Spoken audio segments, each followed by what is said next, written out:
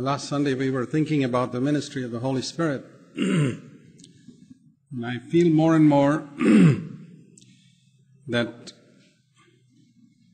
the Lord wants us to consider seriously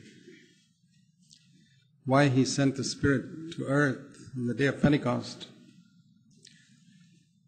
And as I've often said, what Israel would have been if they didn't have the law, the church is without the Holy Spirit. You see, Israel could do without many things. For example, they could do without the land of Canaan because they had the law even in the wilderness, and they were okay. But if the law was taken away from them, that was the end of Israel as a nation. The thing that distinguished Israel was not that they did a lot of good things or they prayed, but they had the law. And the thing that should distinguish us as Christians in the new covenant is the exact equivalent of the law, the Holy Spirit. You know, the Jews made much of the law. It was a big thing. They gloried in the fact that of all the people on the earth, we alone have the law of God. And all that is a picture of how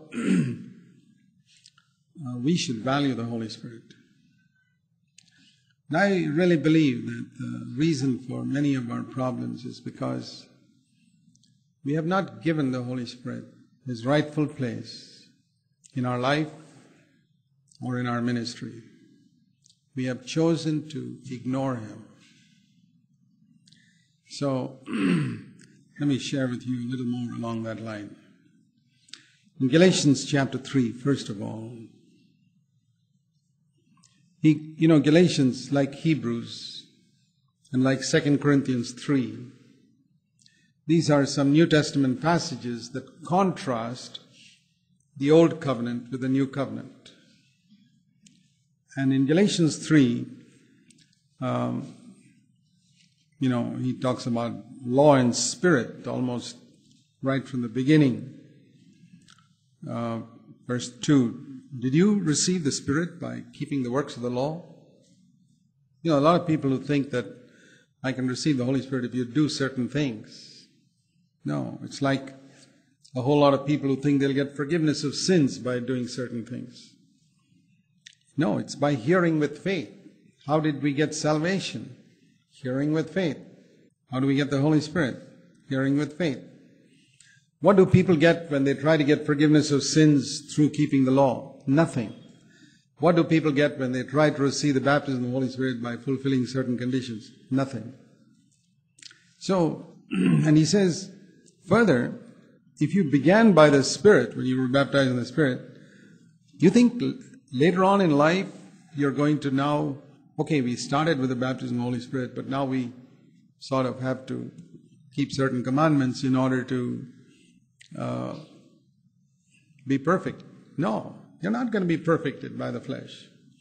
And if we are not becoming more and more perfect, becoming more and more like Christ, the reason is here. Are you so foolish? Galatians 3:3. Having begun in the Spirit, are you going to be perfected by the flesh? That means your new birth is called being born of the Spirit. Without the Holy Spirit, you couldn't have been born again. Do you know that? As much as Mary could not have had a baby as a virgin without the Holy Spirit coming upon her.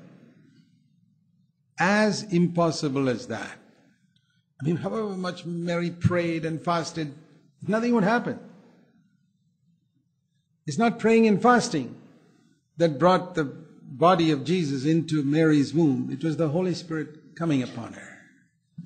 And that's a picture of how the Holy Spirit seeks to bring us to new birth. So, if we begin in the Spirit, that means you're born again by the Holy Spirit. How can I make myself a child of God?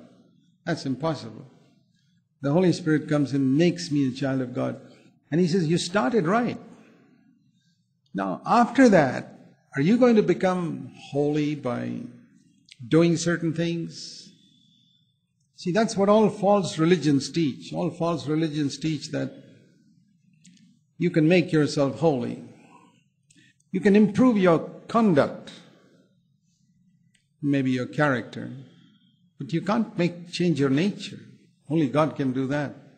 Conduct and character are are on the outside. Nature is something within. You can't change that.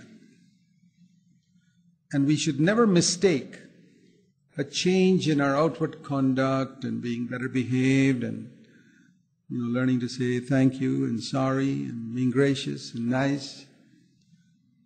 That's not Christianity. That's just civilization. Christianity is a change of nature. Only the Holy Spirit can do it. And if you're not progressing in the sense of coming to greater and greater victory in our lives over things that defeat us, that's what it means to press on to perfection. He says probably it's because you don't seek the help of the Holy Spirit in this process.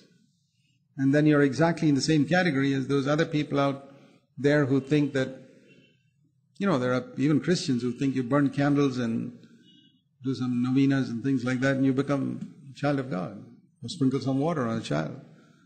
It's no different from that, really. Except that you believe that the new birth is by the Holy Spirit, but afterwards you got to perfect yourself by the flesh. I think it's a very common mistake among many Christians. So, I think that's also the reason why many Christians don't experience miracles in their life. Because it says in verse 5, how does God do miracles among you? Is it by keeping certain works or by faith? If I think that if I do certain things, God will do a miracle, that's back to salvation by works. It is by faith, dependence on the Holy Spirit. And then he gives us the example of Abraham. How Abraham was justified by faith, just by faith. It was not because of any works. And in other places he says how Abraham was 430 years before the law came. And then he says, if you really get back under the works of the law and think that you're going to please God by a lot of works that you do, verse 10, all the works of the law are under a curse. A curse, why? Why would there be a curse if a man kept the 10 Commandments? The curse is if a man thinks that he's going to be acceptable before God by keeping those commandments. Those commandments were really an expression of something that had to be done externally so that people could live together in society without killing each other and committing adultery with everyone else, and that'd be confusion. So it brought a certain order into Israel. It didn't make them holy. And even if a man kept all the 10 Commandments, he couldn't go to heaven. Think of the rich young ruler who couldn't become a disciple of Jesus because even though he did so many things from childhood. So the reason is, it says here, everyone who does not keep every single thing written in the law to perform it, verse 10, is cursed. So in other words, if you keep the law, you've got to keep the whole thing. And nobody could keep it.